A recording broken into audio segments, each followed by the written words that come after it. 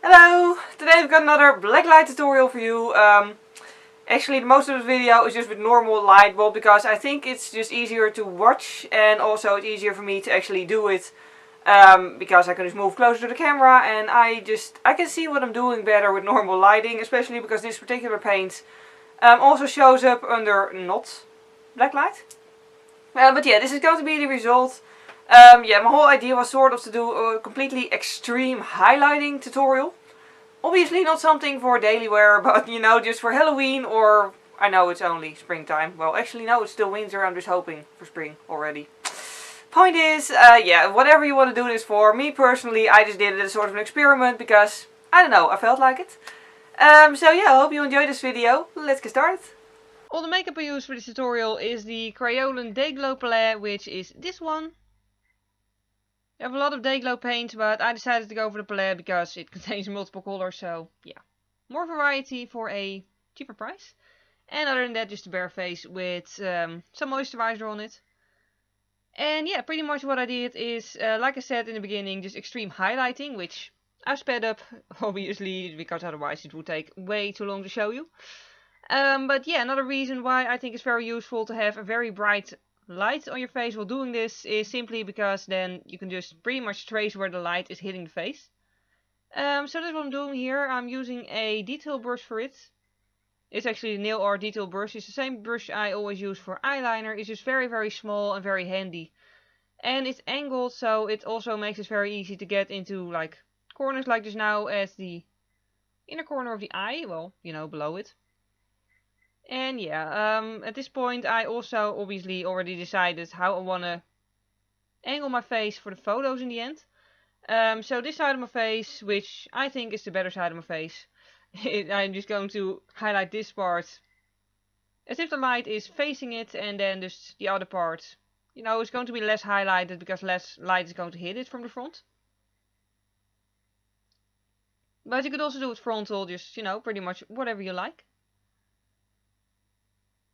And then once the entire outline is on there, I'm going to fill it in. I don't have the patience to do that with a small brush, so I did it with a big eyeshadow brush. And I think it's up to personal preference, but me personally, I prefer to do this with a soft brush rather than a hard one. Not sure why, but I just have the feeling that a harder brush sort of pushes the paint around and leaves more skin open, whereas the soft brush seems to fill it up better.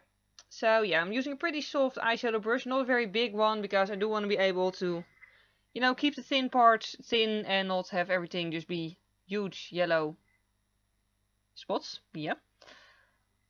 So yeah, and also about the opacity of the paint. At this point, it might not be completely opaque yet, but it doesn't matter because you can always add another layer.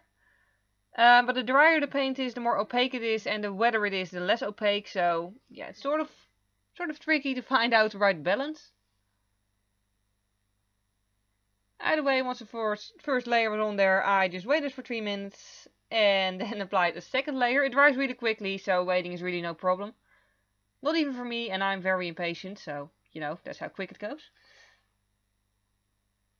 And yeah, again, what I do is just fumble around with the paint until I think, you know, the balance between water and dryness is alright. I always make it so that it sort of gets goopy. Like, I don't want it to be completely liquid, but I also don't want it to be too dry, because I feel like it goes more patchy then. In both instances, actually, both when it is too dry and when it is too wet. So I always want it to be sort of, yeah, just sort of goopy. Difficult to explain, but it's just a matter of trying, really. And I also use a spoolie, by the way, to do my eyelashes and eyebrows. This is a fun trick, by the way, if you don't have a lot of colored mascaras and you want colored eyelashes. You can also do this with regular, you know, normal non-day glow paint, like normal face paint. Just be careful not to accidentally hit the eyes, because just as with regular mascara, I don't think that's very healthy for the eyeballs. But it does give a really fun effect. Also works on dark lashes. And I also just use a spoolie to apply a little bit of that to my bangs. And then lastly I did my lips. Well, the last part of my face, actually. The reason I did that last is because obviously face paint isn't a lipstick or lip gloss, so this will crack. Like, it won't stay pretty all day, so especially for photographs, I think it's best to just do this relatively late in the entire appliance of the makeup, just so it still looks good once you get to making the photos. When wearing this for Halloween or anything, you could also just, you know, touch it up during the day.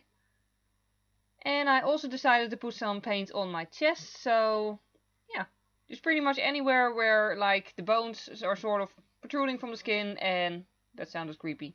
I didn't mean it creepy.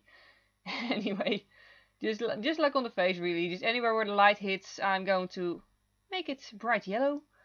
I didn't do outlines here first, and I'm only applying one layer because I do want the face to stand out the most. So yeah, this can just be a little bit less opaque and just more, you know, to make it a complete thing. And yeah, this doesn't have to stand out as much as the face does. I do want my hand on screen as well for the photo, so I'm also highlighting that. It's another thing to keep in mind, just anything that will be on the photo, just try to not forget about highlighting anything of that. And yeah, that's pretty much the final thing to do. And here is the result with the blacklight lamp on. I really think blacklight paint is just very cool. I'm going to play with it a lot more in the future. I think I'm gonna get better at the camera settings as well. I just made the like the light value very low, and then put the contrast up way high on my computer later. So yeah, all in all, I hope you enjoyed watching this. Thank you very much for watching, and see you next time.